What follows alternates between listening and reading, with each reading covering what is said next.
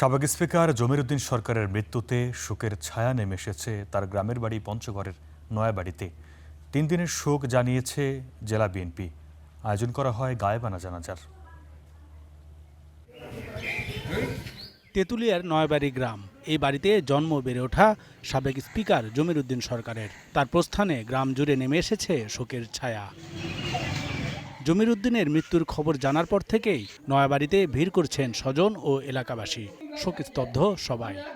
Speaker sir আমাদের তেঁতুলিয়ার উন্নয়নের গর্ব। এখানে ছিল না রাস্তাঘাট, সব কিছুই উনি করছে। স্বপ্ন ছিল, আসে দেখতে পারলো না, এখন আমাদের এই দুঃখ।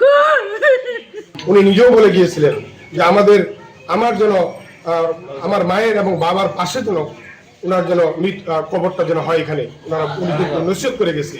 বৈরী আবহাওয়ার কারণে নয়াবাড়িতে নেওয়া হবে না জমির উদ্দিনের মরদেহ। তবে তার মৃত্যুতে 3 দিনের শোক জানিয়েছে পঞ্চগড় জেলা বিএনপি। আয়োজন করা হয় গায়েবানা জানাজার। এই কষ্ট, এই শোক প্রকাশ করার ভাষা আমাদের মধ্যে নেই।